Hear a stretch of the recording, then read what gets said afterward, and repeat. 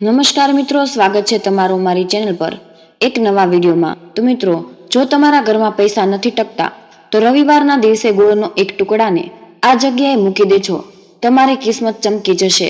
તો મિત્રો, જીવનમાં જ્યારે વધુ મુશ્કેલીઓ આવવા લાગે અથવા તો આર્થિક તંગીઓ આવવા લાગે અથવા કોઈ પણ મુશ્કેલીઓ આવવા લાગે છે તો આ વિડીયોમાં જણાવેલા થોડાક ગોળનો ઉપાય કરી લેજો, જેને ફક્ત રવિવારના દિવસે કરવામાં આવે છે।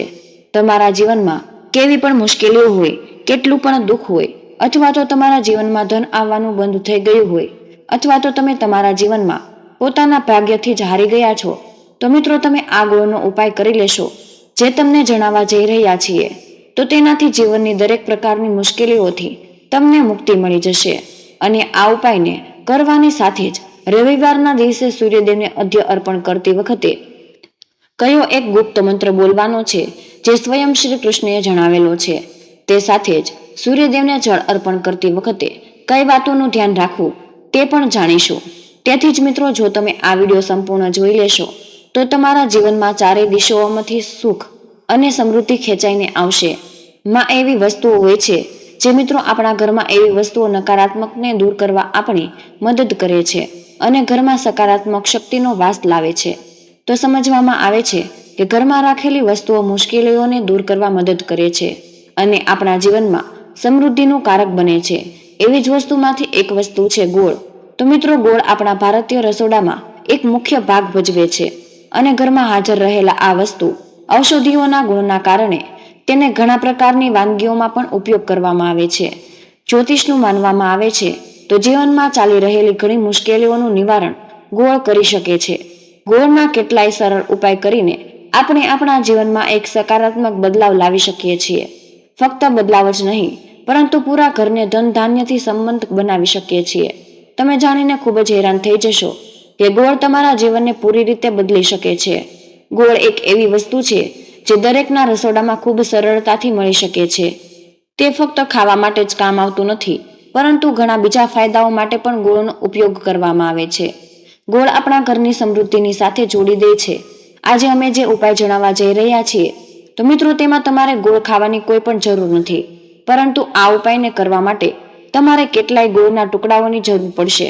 અને આ વિડીયોમાં જણાવેલા ગોળના ઉપાયને જો તમે સાચા નિયમ અનુસાર કરી લેશો તો ફક્ત તમારા જીવનમાંથી દરેક પ્રકારની મુશ્કેલીઓ જ નહીં, પરંતુ તમારા જીવનમાંથી સુખ સમૃદ્ધિ જોઈ શકશો।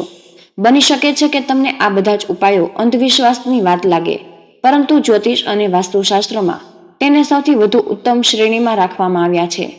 કહેવાય છે કે જીવનમાં સુખ સમૃદ્ધિઓ લાવવા માટે, જીવનની દરેક પ્રકારની મુશ્કેલીઓથી મુક્તિ મેળવવા માટે ગોળનો ઉપયોગ કરવામાં આવે છે। તે ઉપાયો ક્યારેય પણ નિષ્ફળ નથી જતો। તો મિત્રો, રવિવારનો દિવસ ભગવાન સૂર્યદેવને સમર્પિત છે। સૂર્યદેવના હાથમાં જ તમારી કુંડળીના ગ્રહોનું નિયંત્રણ થાય છે। માનવામાં આવે છે કે તમે એકલા જ સૂર્યદેવની પૂજા પાઠ કરવાનું શરૂ કરી દેશો તો ફક્ત તમારા નવગ્રહ તમને સાથ આપવાનું જ શરૂ નહીં કરે, તેની સાથે જ તમારા જીવનમાં એક સકારાત્મક બદલાવ આવશે। તમે એ વાત પણ જોઈ હશે કે તમારા ઘરના મોટા વડીલો હતા તે પ્રત્યેક રવિવારના દિવસે અથવા તો રોજે જ ભગવાન સૂર્યદેવને જળ અર્પણ જરૂર કરતા હતા, કારણ કે તમારા ઘરના વડીલો અથવા જૂના વ્યક્તિઓ હતા તે જાણતા હતા કે ભગવાન સૂર્યદેવને જો જળ અર્પણ કરવામાં આવે તો તેમની કૃપા પ્રાપ્ત થાય છે। તેના બાદ જીવનની દરેક મુશ્કેલીઓ ખતમ થઈ જાય છે। પરંતુ તમને લગભગ આ વાતની જાણકારી નહીં હોય કે સૂર્યદેવને જળ અર્પણ કઈ રીતે કરવામાં આવે છે। એને જળમાં કઈ વસ્તુઓ નાખીને અર્પણ કરવું જેનાથી આપણા જીવનમાંથી દરેક મુશ્કેલીઓ ખતમ થઈ જાય, તો બધી જ જાણકારી તમને આજના આ વિડીયોમાં જાણવા મળશે। ગોળના ઉપાય પણ તમને જણાવીશું। તમે રવિવારના દિવસે 5 અથવા 6 મિનિટ કાઢીને કરી લીધો તો તમારા જીવનમાં દરેક દુઃખોથી તમને મુક્તિ મળી જશે। સાથે જ સૂર્યદેવની કૃપાથી તમારા રાહુ કેતુઓ, તમારા ગ્રહો તમારો સાથ આપવાનું શરૂ કરી દેશે। તમારા જીવનમાં તમે જે પણ નિર્ણય લેશો તે નિર્ણયથી તમને લાભ જરૂર મળશે। તમે તમારા જીવનમાં ખૂબ જ પ્રગતિ કરશો। તમારા જીવનમાં તમારા ઉપર ધનનો વરસાદ થશે। એટલા માટે જો તમે ઈચ્છો છો કે ભગવાન સૂર્યદેવની કૃપા તમારા અને તમારા પરિવાર પર સદાય બની રહે તો કમેન્ટ બોક્સમાં જય સૂર્યદેવ જરૂર લખી દેજો। આજનો વિડીયો પસંદ આવે તો વિડીયોને લાઈક કરી ચેનલને સબસ્ક્રાઇબ જરૂર કરી લેજો અને વિડીયોને અંત સુધી જોતા રહેજો, કારણ કે અધૂરી માહિતી ખૂબ જ નુકસાનકારક હોય છે। તો મિત્રો, આજના ઉપાય તમને જણાવીએ તે ખૂબ જ સરળ છે। આ ઉપાયને કર્યા બાદ તમે તમારા જીવનમાં પોતે જ ચમત્કારી બદલાવ જોઈ શકશો. માટે આ ઉપાય જરૂર કરવો જોઈએ. સૌથી પહેલો પ્રયોગ એવો છે કે તમારા જીવનના દરેક પ્રકારના દોષોને ખતમ કરી દેશે. તમે પરિશ્રમ કરો છો, મહેનત કરો છો, પરંતુ તેનું ફળ તમને પ્રાપ્ત નથી થતું, તો તમારા ઘરમાં દરરોજ લડાઈ ઝઘડા થતા રહે, તમારા ઘરના લોકોની પ્રગતિ અટકી ગઈ છે, આવી બાબતોને લઈને ખૂબ જ પરેશાન છો, તો તેનું મુખ્ય કારણ એ છે કે તમારા જીવનમાં મંગળ દોષ છે, અથવા તમારી કુંડળીમાં સૂર્ય દોષ છે, અથવા તો બની શકે કે તમારી કુંડળીમાં ચંદ્રમા નીચે રાશિ તરફ જતો રહ્યો હોય. તો દરેક પ્રકારના દોષ માટે તમારે અલગ અલગ ઉપાય કરવાની જરૂર નથી. આ ઉપાય ફક્ત તમારે 11 રવિવાર સુધી કરી લેવાનો છે. 11 રવિવાર પછી પોતે જ જોઈ શકશો કે જીવનમાં જે પણ દોષ હતા તે ધીમે ધીમે કરીને ખતમ થઈ રહ્યા છે, અને તમે જે પણ કાર્યની શરૂઆત કરશો તેમાં તમને સફળતા પ્રાપ્ત થશે. આ ઉપાયને કરવા માટે રવિવારના દિવસે વહેલા ઉઠો અને સ્નાન કર્યા બાદ સફેદ રંગના વસ્ત્ર ધારણ કરો. ત્યારબાદ એક તાંબાના લોટીમાં શુદ્ધ જળ ભરી લો અને તે લોટાની અંદર 4 થી 5 ટીપા ગંગાજળ નાખી દો. ત્યારબાદ તે લોટાની અંદર તમારે 21 સાબુતા ચોખા નાખવાના છે. સાથે થોડું કંકુ, થોડું ગુલાલ અને એક નાનો ગોળનો ટુકડો નાખવાનો છે. હવે આ લોટાને લઈને તમારા ઘરની છત ઉપર અથવા કોઈ પણ ખુલ્લી જગ્યા પર જાઓ. તમારે આ લોટાના જળની અંદરના એના પાણીને સૂર્યદેવને અર્પણ કરવાનું છે. સૂર્યદેવને જ્યારે પણ તમે આ જળને અર્પણ કરો છો તો એક વાતનું ધ્યાન રાખવાનું છે કે પાણી નીચે પડી રહ્યું છે. તેની પડતી ધારાથી તમારે સૂર્યદેવના દર્શન કરવાના છે. સાથે જ ઓમ સૂર્યાય નમઃ આ મંત્રનો જાપ તમારે વારંવાર કરવાનો છે. આ ઉપાયને જો તમે 11 રવિવાર સુધી કરી લ્યો છો તો તમારા જીવનમાં કેવા પણ દોષ હોય, મંગળ દોષ, શનિ દોષ કે સૂર્ય દોષ કે ચંદ્રમાં નીચ રાશિમાં હોય તો તેનો પ્રભાવ નષ્ટ થઈ જશે.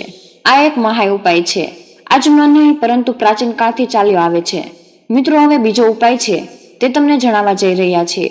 તે તમામ બાધાઓની મુક્તિ પ્રાપ્ત કરવા માટેનો ખાસ ઉપાય છે. જો તમે કોઈ પણ નાના કાર્ય કરો છો અને તમે જુઓ છો કે કામોમાં સતત બાધાઓ આવી રહી છે, અથવા તો તમે કોઈ નવું કાર્ય કરવા જાઓ છો તેમાં પણ બાધા આવવા લાગે છે, તે કાર્ય સફળ નથી થતું, તો તમારે કોઈ પણ દિવસે રવિવાર, સોમવાર કે બુધવાર કોઈ પણ દિવસ ઘરેથી નીકળ્યા પહેલા ગોળ અને પાણીને ઘરેથી લઈને નીકળવું જોઈએ. તમારે ઘરેથી નીકળ્યા પહેલા એક લાલ કપડામાં થોડા ગોળના ટુકડા રાખી પોતાના ખીચામાં રાખી દેવાના છે. પછી પોતાના કામ માટે જાઓ. હવે માની લો કે તમારે તે કપડાને પોતાના ખીચામાં ન રાખવું હોય તો તમે પોતાની બેગમાં પણ રાખી શકો છો. આ ગોળને પોતાની સાથે લઈને ફરવાનું છે. ગોળ સાથે લઈને ફરવાથી તમારા ઉપર આવવાવાળા દોષ, બાધાઓ અને મુશ્કેલીઓ ગોળનો ટુકડો શોષી લે છે. પોતાના કાર્યમાં સફળ થઈ જાઓ છો. તો મિત્રો, પછી તે જ દિવસે જો તમને રસ્તામાં કોઈ પણ જગ્યાએ ગાય માતા દેખાઈ જાય તો તે ગોળના ટુકડાને ગાયને ખવડાવી દેવાનો છે, જેથી તમને ગાય માતાના પણ વિશેષ આશીર્વાદ પ્રાપ્ત થાય. તમારા જીવનમાં તમારું દુર્ભાગ્ય તમારી પાછળ પડી ગયું હોય અને આ વાતને લઈને પરેશાન છો તો 5 રવિવારે આ ઉપાય કરી લેજો. તમારું દુર્ભાગ્ય સૌભાગ્યમાં બદલાઈ જશે. આ એક મહા ઉપાય છે. ઘરના વડીલ કેમ કોઈ પણ મિત્રો જાણતા હશે તો મિત્રો, ગૌ માતાની અંદર 33 કરોડ દેવી દેવતાઓનો વાસ હોય છે. ગાયના ગોબરમાં માતા લક્ષ્મીનો વાસ હોય છે. ગૌમૂત્રમાં માતા ગંગાજીનો વાસ હોય છે. ગાયના શિંગડામાં વચ્ચે ભગવાન શિવનો વાસ હોય. ગાય એમ જ આપણી માતા કહેવામાં આવતી નથી. ગાયને માતા કહેવાના ઘણા કારણો છે. તમે 5 રવિવાર સુધી પોતાના ઘરમાં 11 રોટલી બનાવીને તેની અંદર નાના નાના ગોળના ટુકડા રાખી કોઈ પણ ગાયને ખવડાવી દો. તમારું દુર્ભાગ્ય સૌભાગ્યમાં બદલાઈ જશે. તમને ખબર જ હશે કે 33 કરોડ દેવી દેવતાઓ મુખ્ય રીતે ભગવાન શંકર, માતા લક્ષ્મણજી અને ગંગાજીના આશીર્વાદ પ્રાપ્ત થાય છે. તમે તમારા જીવનમાં પોતાના દુર્ભાગ્યથી મુક્ત થઈ જશો. તો મિત્રો, તમે જ્યારે પણ સૂર્યદેવને જળ અર્પણ કરો છો તો આ એક મંત્ર અવશ્ય બોલજો, જેથી કરીને સૂર્યદેવ છે તમારી આર્થિક સ્થિતિમાં સુધારો લાવી શકે. ગુપ્ત મંત્ર વિશે વિડીયોમાં આગળ જાણીએ. જો તમે ભગવાન શ્રી કૃષ્ણએ કીધેલા આ ગુપ્ત મંત્ર તમે સૂર્યદેવને જ્યારે પણ જળ ચડાવો છો ત્યારે બોલો છો તો હકીકતમાં તમારા જીવનમાં એવા ચમત્કાર છે કે સ્વયં શ્રી કૃષ્ણએ નારદજીને એક કથાના માધ્યમથી સમજાવ્યા છે. તો મિત્રો, જો તમે આ કથાને એકવાર ધ્યાનથી સાંભળી લીધી તો સૂર્યદેવ છે એ અવશ્ય તમારી ભક્તિનું ફળ આપશે. સાથે જ મિત્રો, ભગવાન શ્રી કૃષ્ણએ જે પણ નિયમો જણાવ્યા છે, નિયમોનું પાલન તમે કરશો તો અવશ્ય તમારું ભાગ્ય ચમકશે. સાથે જ ઘરમાં વાસ્તુ દોષ, ગ્રહ દોષ, કુંડળી દોષ વગેરે જેવી સમસ્યાથી તમને છુટકારો મળશે. આ કથાને સાંભળશો એને 100 વર્ષ જેટલું સૂર્યદેવને જળ અર્પણ કરવાનું ફળ પ્રાપ્ત થાય છે. આ કથાને ધ્યાનથી સાંભળજો. મિત્રો, ભગવાન શ્રી કૃષ્ણએ સૂર્યદેવને જળ અર્પણ કરવાના મહિમાનું વર્ણન કરતા નારદજીએ એક અત્યંત પવિત્ર કથા કીધી હતી. સાથે મિત્રો, આ કથામાં જ સૂર્યદેવને જળ ચડાવવાની સાચી વિધિ અને સૂર્યદેવની અત્યંત શક્તિશાળી મંત્ર પણ જણાવવામાં આવ્યો છે. મિત્રો, ભગવાન શ્રી કૃષ્ણએ કહ્યું, હે દેવર્ષિ, પ્રાચીન કાળની એક મહત્વની વાત છે કે એક અત્યંત શોભામાન નગરી હતી. એમાં દેવશર્મા નામનો એક બ્રાહ્મણ માયાવતી નામની પત્ની સાથે રહેતો હતો. મિત્રો, દેવશર્મા છે એ શાસ્ત્ર જ્ઞાનમાં બહુ પારંગત હતો. એને શાસ્ત્રોમાં બહુ ઊંડાણપૂર્વક જ્ઞાન હતું, પણ તેને ક્યારેય તેના જ્ઞાનનો સદુપયોગ કર્યો ન હતો. તેમજ મિત્રો, દેવશર્માએ તેના શાસ્ત્રોના જ્ઞાનનો ઉપયોગ છે એ માત્ર ધન કમાવામાં કર્યો હતો. તેમજ તેણે તેના જીવનમાં ક્યારેય પણ દાન, પુણ્ય અને ધર્મના કાર્યો કર્યા ન હતા. તેમજ મિત્રો, તેને ક્યારેય પણ સૂર્યદેવને જળ અર્પણ કર્યું ન હતું. તેમજ અધ્યપણ તેણે આપ્યું ન હતું. તેમજ ક્યારેય પણ તેણે સૂર્યદેવની ઉપાસના પણ કરી ન હતી. તે અત્યંત સ્વાર્થી અને ગંભીર સ્વભાવનો વ્યક્તિ હતો. મિત્રો, એક દિવસ એક જંગલમાંથી નીકળી રહ્યો હતો તો ત્યાં એક બહુ ઝેરવાળો સાપ આવી રહ્યો હતો. તો તેને ડંખ મારી દે છે અને ત્યાં જ તેનું મૃત્યુ થઈ જાય છે. આથી યમના દૂત છે તેને યમલોકમાં લઈ જાય છે. તેમજ રમ્યાજાએ દેવશર્માના પાપ અને પુણ્યોની સરખી રીતે જોયા તો તેનું મૂલ્યાંકન કર્યું. તેમજ આટલી વસ્તુને દેવશર્માના નરકમાં નાખી દેવામાં આવ્યો, કારણ કે તેને તેના જીવનમાં નકરા પાપના કર્મો જ કર્યા હતા. તેને ક્યારેય પણ પુણ્યનું કામ કર્યું ન હતું. દેવશર્મા અનેક વર્ષો સુધી નરકમાં સજા ભોગવતો રહ્યો. તેમજ તેના પાપોનું પ્રાયશ્ચિત કરવા માટે તેને ફરીથી મનુષ્યનો જન્મ પ્રાપ્ત થાય છે. તેમજ મિત્રો, બીજા જન્મમાં તે એક ગરીબ પરિવારનો જન્મ થયો. બીજા જન્મમાં તેણે ઘણા બધા દુઃખ ભોગવવા પડ્યા હતા. તેમ છતાં પણ તે મોટો થઈ ગયો. તેના પિતાએ તેના લગ્ન એક સ્ત્રી સાથે કરાવી દીધા અને તે સ્ત્રી બહુ ગુણવાન અને સુંદર હતી. પછી તે દેવશર્મા જ રહેતો હતો. બીજા જન્મમાં પણ એક સ્ત્રી સાથે લગ્ન કરીને જંગલમાં ઝૂંપડી બાંધીને તે સ્ત્રી સાથે રહેવા લાગ્યો. લગ્ન પછી પણ ઘણા બધા વર્ષો થઈ ગયા. બંનેને એક પણ સંતાન થયું ન હતું. આથી તે બહુ દુઃખી હતો.